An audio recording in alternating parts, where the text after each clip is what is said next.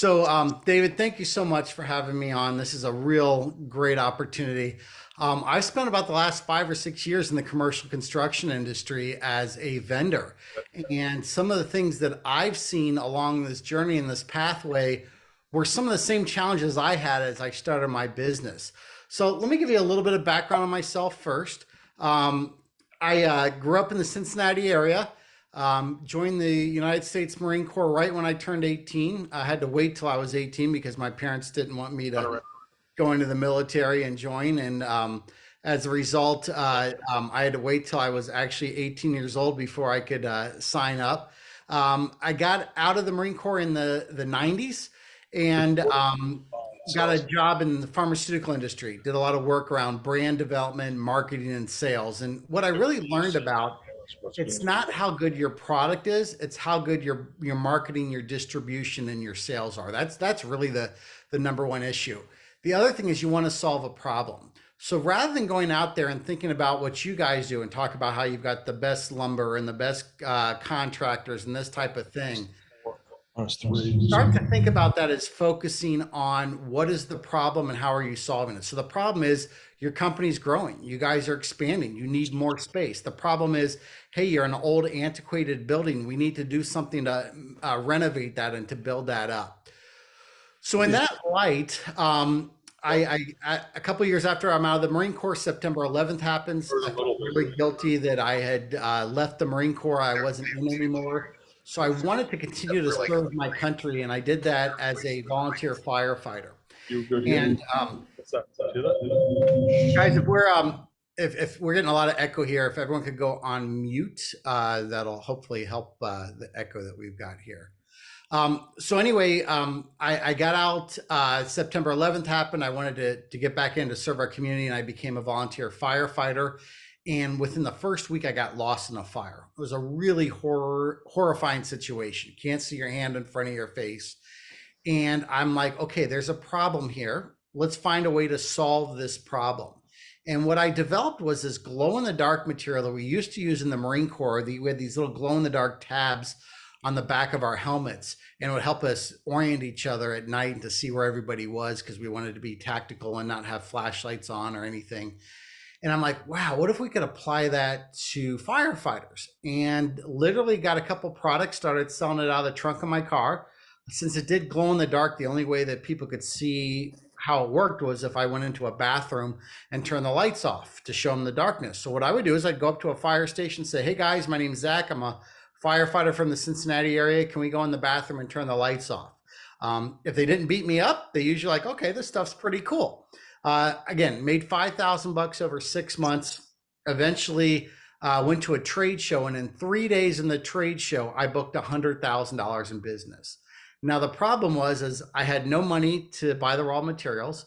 I didn't have any distribution capabilities. I had no way to ship them and to fill all these orders. But I'm a Marine and we always accomplish our mission no matter what happens. And I'm like, I'm going to figure this out. Well, I ended up refinancing my home, maxing out my credit cards, borrowing against my 401k. Probably the situation that virtually everybody on this call that's in ownership has experienced that at some point in time. And eventually raised a couple $1 million in venture capital financing. And what I realized was there's 100 million exit signs in the United States. They all need batteries, light bulbs, and electricity. You guys deal with this on a regular basis. Not only is the exit sign expensive to replace and to maintain, but you got to run an emergency circuit to it, and there's significant cost there. There's a loophole in the code that allows you to use any material that is illuminating for 90 minutes in the darkness. And the glow that we developed was so bright, I was able to get it to pass the code and get certified by Underwriter Laboratories. And we started making exit signs that never need batteries, light bulbs, or electricity. So when I went out there and started those initial sales, back to what I was talking about before about solving a problem, I never solved I never talked about the features and benefits of the product. I talked about the problems of electric exit signs, batteries, light bulbs, electricity, testing, disposing of them, not being able to recycle them. The solution I came up was with the exit signs. A lot of ups, a lot of downs, almost went bankrupt about 3 different times. One time I was probably a couple days away from losing it all. And it was during those really dark times that I really dug into what makes a warrior warrior and what I went through in the Marine Corps and in the fire service to give me what I think is one of the most important attributes we have as leaders, and that is grit. At the end of the day, it's really tough to do what you guys do. Um, that is usually why businesses fail, is because the founder and the leader just, they've had enough. And what I'd like to do today is talk about how we can all develop those warrior skills and apply them specifically to your business. So let's talk a little bit about just the outlook in small business. It ain't pretty. Um, there's a study that was done recently by the SBA, about 30 million small businesses in the United States. Matter of fact, 80% of all revenue in the United States comes through small businesses like you guys and like myself. However, 50% of those businesses are going to fail within 5 years. Within 10 years, about 65% fail, and eventually 90% of them will fail. That's 1 out of 10. It's almost all of them. And what I've done through my research and through my experiences, I've kind of found a couple common themes. And one of the main themes that I found, with the exception of cash, because that's always the big one, is it has to do with the founder and how the company was started and how the company grows. And that we're going to get very specific into that here over the next few minutes. So let's talk about what I think are the 3 pillars of a successful entrepreneurial plan. And it doesn't matter if you're in home remodeling, construction, if you're selling glow in the dark exit signs, or if you're selling widgets. The first pillar that we all need to think about is, have we solved a problem in a unique and elegant way? At the end of the day, again, it's not about just providing a product, it's about solving a problem. The second thing is, we have to have an unfair competitive business advantage. I didn't say illegal, I didn't say unethical, unfair. Because we're smaller, because we have less money, because we don't have that institutional knowledge that the big companies do, we have to have some kind of advantage. And one of the things that we always have to look about is, what is that uniqueness? What is it that we can do? Is it a relationship we have with maybe a larger company and we sign some type of exclusivity agreement? Is it a special, unique access that you have to this certain material that no one else has, and you're able to negotiate a franchise type system where no one else can be there? The third issue is without question the most important from those 3 pillars, and it's usually where most companies fail. And that is, you got to have kick-ass sales, marketing, distribution. Look, you can be the greatest contractor in the world. If no one knows about you, you ain't going to be very successful. The opposite is actually true. Does anyone remember the pet rock guy named Gary Dahl invented it back in the late 70s, early 80s? Guys, it was a freaking rock. It made millions of dollars because they had catchy commercials when you went to the toy stores right there at the checkout. They even had these rock parties where you would go around with the other people that bought pet rocks and go have a rock party and have the rocks play with each other. And this is ridiculous, but it was all about marketing and distribution. Another thing that we see virtually every day, it's ubiquitous now, is bottled water. It's water. It's free. I don't care what anyone says about this water tastes better. BS. If you're thirsty and it's wet, it works, period. It's a commodity.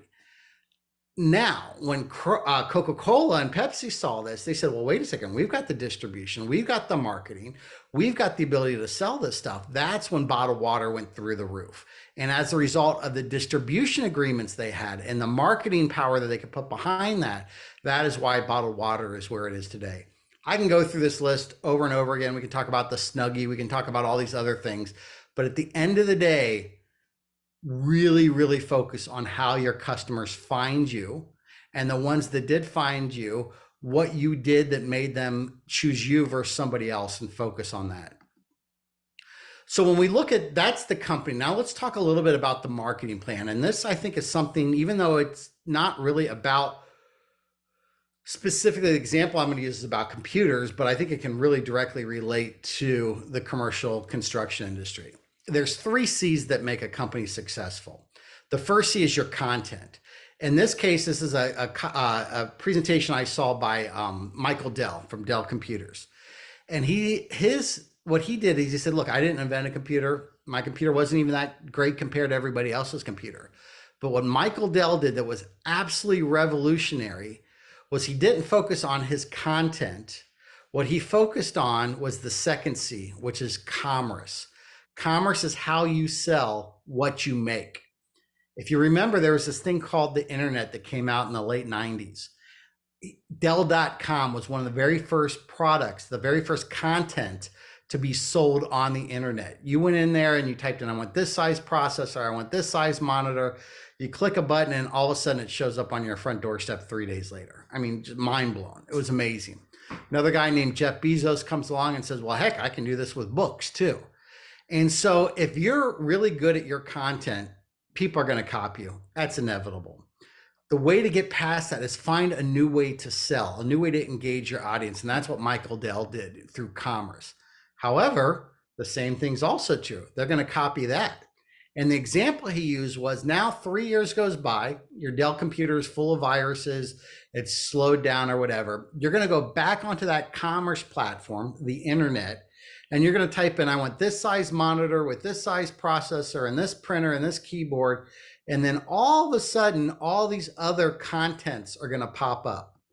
You're not loyal to Dell because you're going to buy whatever one of these content, whatever one of these products is the cheapest that meets your minimum qualifications. You guys right now are trying to buy lumber. At the end of the day, lumber is lumber. If it meets a certain standard, you're going to buy whichever the cheapest is. Same thing with most other products. However, that is not a really good business model, because what happens is the same people can be doing that to you. And you've all been in this situation. There's 5 bids that go out there and it's simple. They pick the cheapest bidder. Doesn't mean they're going to get the best process, because there's no loyalty here between that content and commerce. What Michael Dell said is the companies that can focus on this third C, these are the ones that are really set for explosive growth. And he said, I was never able to do it. The third C is the community. And he said companies that focus on building a community around their content and use that commerce to connect to the community, they're the ones that are going to see tremendous success. The example he used was, he said, who here in this audience has a cell phone? Well, of course, everybody raises their hand. He said, who's got a Droid? A couple people raised their hand. Who's got an iPhone? It wasn't the number of people that raised their hand. It was how they raised their hand. The iPhone users got out of their seat and they high-fived the other iPhone users that were 2 chairs over. Why? Because when you own an Apple product, you're part of a community. If anyone's ever been into an Apple store, it's an experience unlike anything you've ever been to before. Almost to the point of cultish in some ways. I remember when I first bought my first iPhone, and they made a big deal about unboxing it and how I had the honor of being able to unbox it. The guy didn't unbox it for me. And then there's that little white decal. And I look and I said, bro, I'm not putting this on my car. And he just kind of smiled at me and he's like, yeah, you will. And he's right, because when you're Apple, you get part of that community. The motto of Apple is 2 words, and it's been the same way since they've launched. It's think differently. If you remember back to the 1984 Super Bowl, there was a commercial that to this day was probably the most significant Super Bowl or commercial of all time. And it was this woman running down this aisle of a bunch of just basically clones of people that had like these, expressionless faces. And they're watching George Orwell talk about 1984. And that was supposed to symbolize IBM. And this woman comes around, she swings the sledgehammer, throws it up to the screen explodes, and out comes the word Apple. Think differently. They never talked about what was in the Apple computers. They never talked about what made it different. What they just did was talked about that it is different. To this day, Apple charges almost the exact same price for their computers today as they did back then. They all are about $2,000. They virtually never talk about the processing speed. They never talk about the type of monitor or whatever. It's just, you're in that community, you want to get the latest and greatest, and all they say is think differently.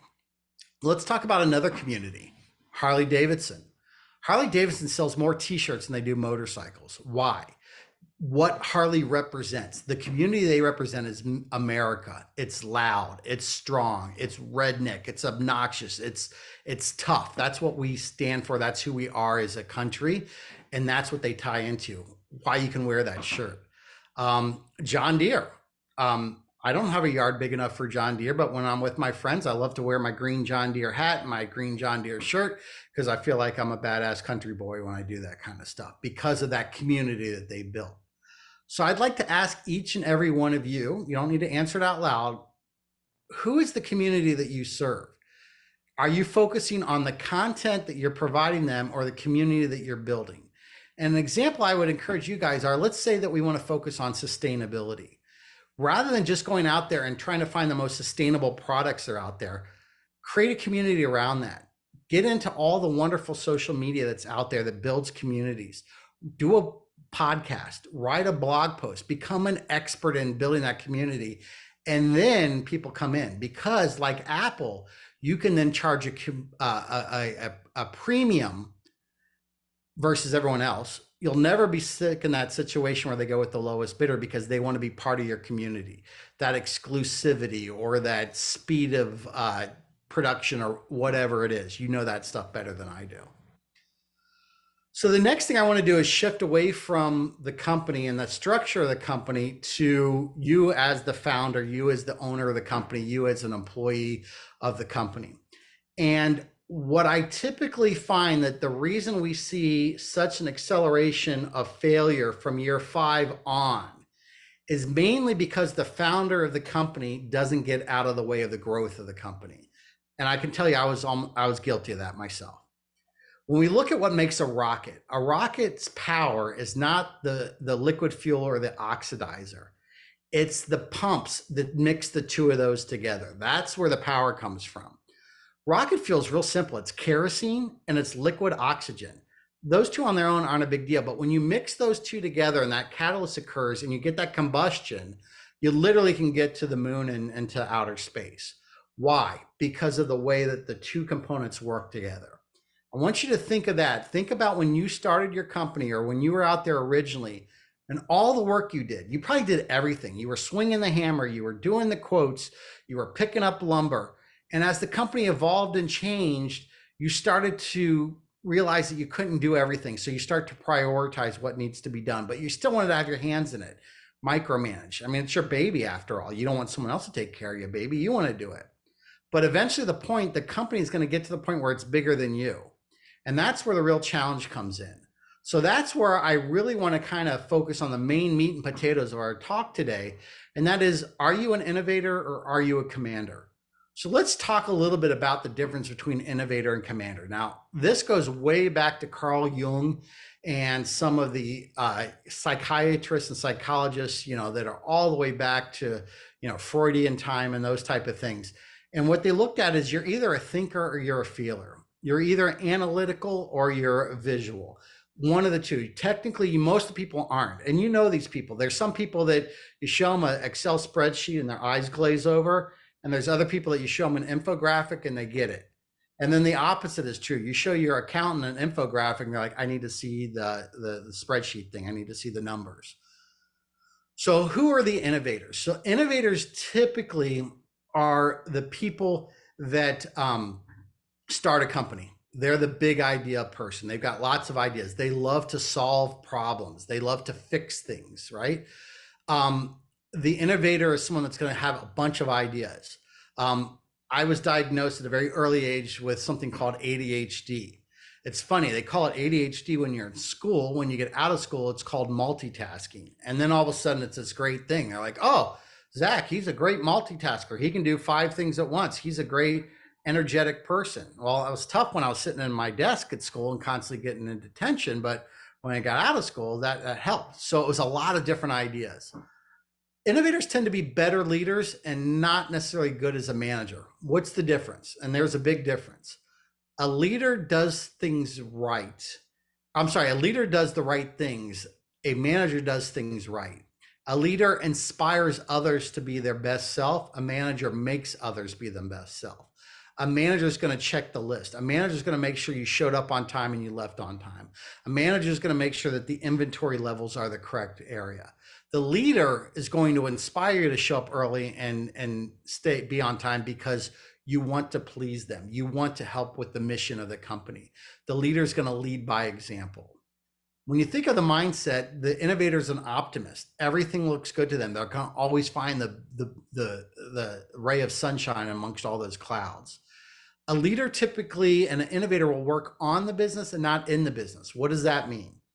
Think of your business as a box. There's four sides to the box. So finance, employees, production, all that stuff. That's inside the business. Outside the business, working on the business. That's growing the business. That is establishing new relationships with other partners. That's evaluating the latest and greatest new product. It's selling those type of things. So that's the difference between on the business and in the vision. And then finally, the innovator is going to create that vision. Now, how does this all work? The rocket fuel comes together because either one of these on their own are okay, but when we mix them together, it really is amazing. The commander is going to identify what issues need to be solved.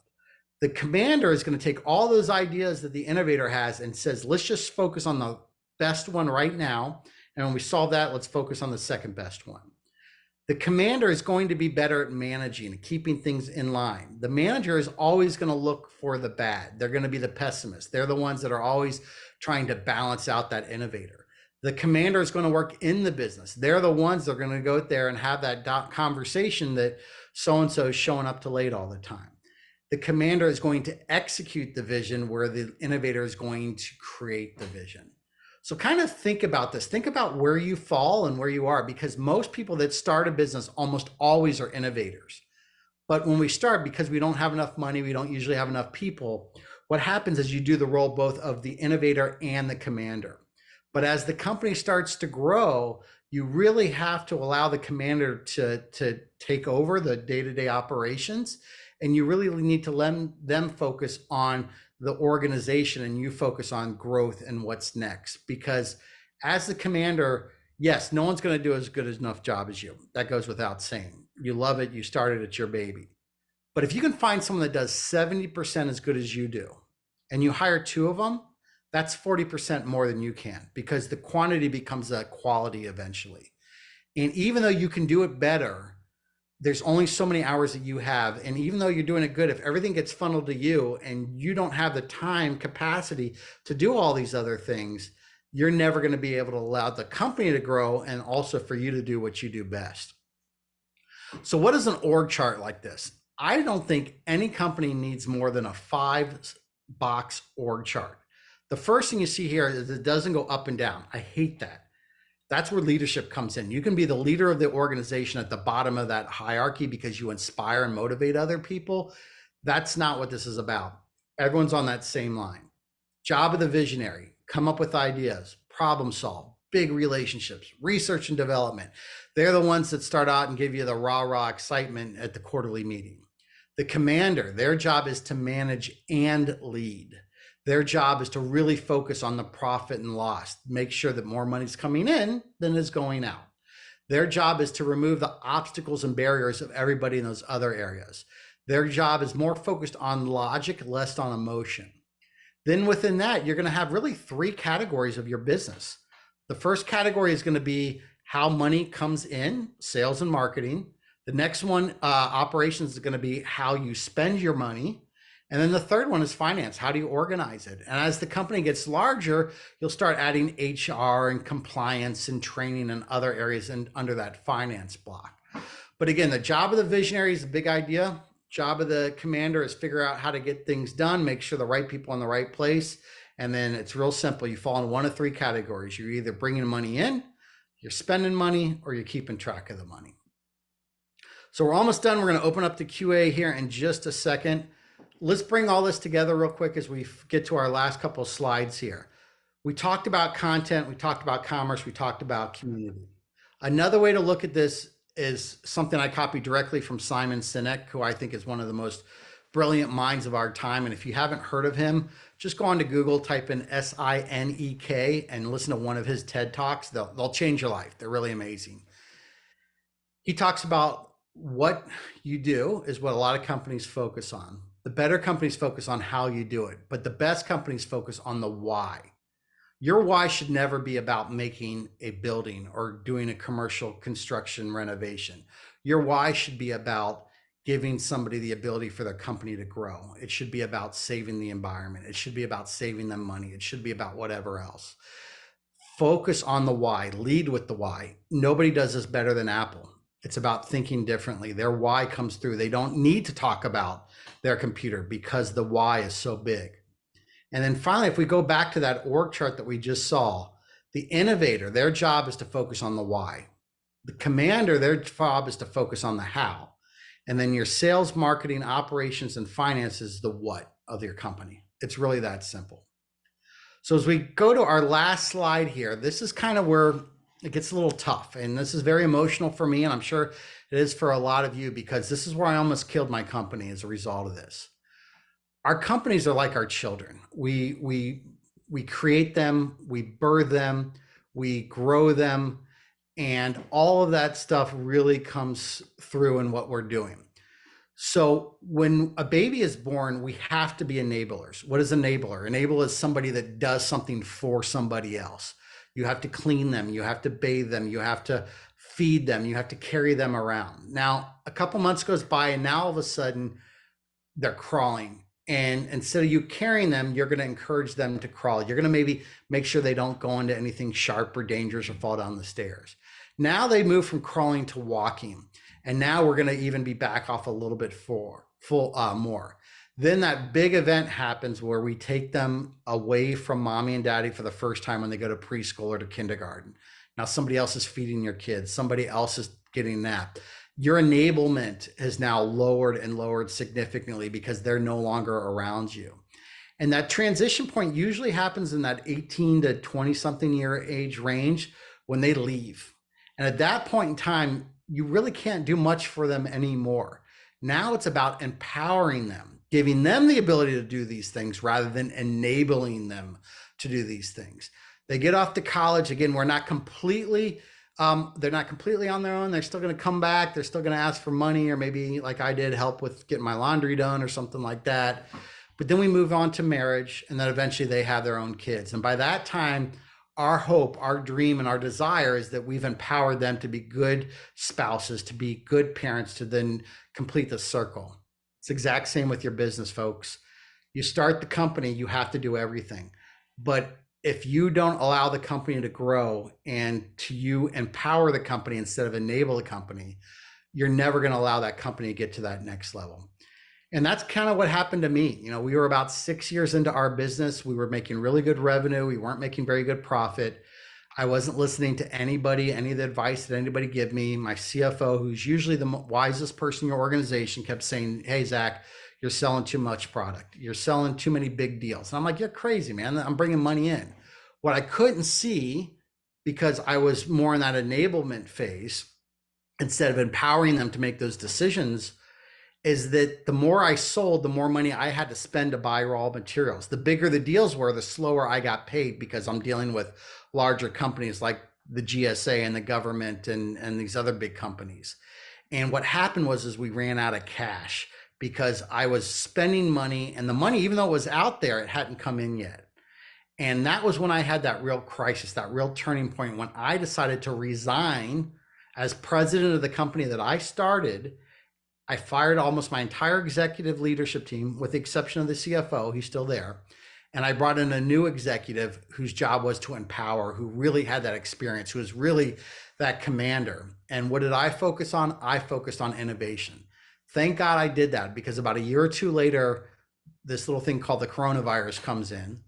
Our sales went down to zero, but we had the best year we've had in the history of the company. And the reason was I was able to innovate and utilize some of those same materials that we were using for our exit signs to start making those clear plexiglass barriers. And I went all in with the barriers and the plexiglass. I was buying it everywhere I could buy it. I had my manufacturing and tooling changed. So instead of cutting an exit sign like this, we're cutting a barrier. I was able to get my distributors like Home Depot and Ferguson and Grainger to use our products, and the company just exploded. Had I still been the commander, had I still been enabling the company, I wouldn't have been able to have the mind space and the time to be that visionary and to be able to grow it and to be able to share it and tell that story with everyone else. So with that, I'm going to go ahead and wrap it up. We're going to go ahead and open it up for questions. Gina, thank you so much for sharing your comments about innovation and why. I'd love to hear a little bit more about that if you don't mind going off mute, and then we'll open it up to everybody else. Make sure that. Hi, how are you? Thank you very much hey, Gina, for sharing your story. It's awesome. Make sure everybody out there unmutes yourself so you can hear. And if you want to answer a question, just tell your name of your company, and then question. Okay. Hi, my name is Gina Marie Romeo. I am the Chief Heart Officer and founder of Connect Source Consulting Group. I love your story. I am going into my 6th year in business now. So all of the challenges and struggles you talk about are real. I do, I'm an Italian cook. So I tell everybody I do, I'm the hostess, I'm the chef, the waitress, the server. I mean, I do it all. And it becomes a challenge. And I've learned that I have to pivot and pick and choose kind of what I can do and what I can't do, so I don't fail myself or anybody else that I'm working with. My why is the foundation of my business is built on conscious capitalism, doing business to elevate all of humanity. Because starting my business, I went through hard times. I was terminated after growing somebody else's business. And I was like, hey, people matter to me. People kept saying to me, business is business, Gina. And I'm like, no, business isn't business. I do business personally, the way I live my life with heart and passion, and I care about people. So I built my foundation of my business, with that passion and why in mind. And that's my differential factor. Like you said, I get customers because of that reasoning. I do base it all on community, and my success is the success of others. But I am in my 6th year. And so I would love to hear, I am learning to pivot now to try to do things a little bit differently. What I've done, instead of bringing internal help, as you said, I kind of have gave my business model to many other, especially females. I know about 5 women and 1 gentleman who I actually help them start their own business doing exactly what I do in this industry. And business people keep saying to me, Gina, you should be hiring these business development people and growing your business. And, instead of creating your competition. But to me, I feel that there's so much work to go around that, everybody should succeed. So. But Gina, I can literally see the energy coming from you. There's an aura about you. I get it. I understand it. I mean, I've never met you, and I already feel like I know you. I feel your passion. I feel your why. Congratulations, first of all, for making it this far. You really are past that curve, if you will. But you're also in the danger zone right now. I am. You're making that transition, like on this slide here, you're between that school and the college phase. And that's usually where things start to get a little crazy. I imagine, I don't want to overspeak for myself, but I had an Italian girlfriend. I have lots of Italian women like to control stuff. Yeah. And they don't and like I'm a Leo. I'm a right. Leo, which is That's even a worse. Yeah, double-edged sword. So that's both your blessing and your curse. And that's something we need to think about, because if you want to touch more people with your why, you need to bring more people on that journey with you. You need to expand that out. The other thing that's beautiful and great that you're helping other people, don't give it for free. If yeah, that's great. You're helping out, but give them a little taste. For those of you that I know, back where I lived in Cincinnati, we'd have these big apple festivals in the fall, and they'd have the pumpkin patch and all that stuff, and they'd always have the apple cider, and they'd give you a little free taste of the cider. And almost every time you got a free taste of that cider, you bought the whole gallon. Give them a little cup of the cider, give them a little taste, but don't give them the whole of the jar. Let them pay for that. So get something like that. And then if it's not directly paying for your time and your services, maybe there's a collaboration there. Maybe there's some way that you guys can start to work together and carve that market out. But at the end of the day, I truly believe in that. I mean, that's another one of my business on collaboration over competition. I mean, there's nothing, I tell all my next generation people I work with, there's nothing better than your competition recommending you, right? So it's very important. and I do want to make one caveat here. What I'm talking about is a growth structure. If you're building a value-based company, a company that you want, it's okay to be one or two people. It's okay to never make it into those other phases. That's perfectly fine. It's the growth companies. That's the one that I'm really focused on. Gotcha. Thank you. Thanks for sharing that, Gina. When you're a smaller organization with less people, you have to do all of that. It's that number really makes the change. I think the magic number is 10 people. Once you get 10 people in your organization, it's almost impossible to do both of those. Five and below, that's a zone there. And the thing I always tell people is don't always confuse revenue with profit. You say, hey, I want to be a $3 million or 3 million unit company or $10 million company. Well, there could be a lot of other expenses and other things that go into that makes you less money, even though you're doing more work there. So great points you're bringing up there. And the one thing I like the best of what you said is about your community and how they're your friends. They share the same why as you. You can't be friends with somebody that doesn't share your why. Thank you so much for the opportunity, David. Will, thanks for connecting us up together. Anybody that wants to reach me, email zacharylgreen@gmail.com. My website is warriorleader.us. There's information on my one-on-one coaching there. I have an online training course, and then we also have a year-long consulting program. Book is available on amazon.com. Here's his book. There you go. Thank you. If you go to warriorleader.us, you can buy it directly from me. I'm more than happy to sign it. And I went ahead and put my email and website on the chat box there if people want to go ahead and cut and paste that. And last but not least, this event is sponsored by Pivotal Retail Group. So Ashley and over there, really appreciate you stepping up to the plate and helping us be able to get this done.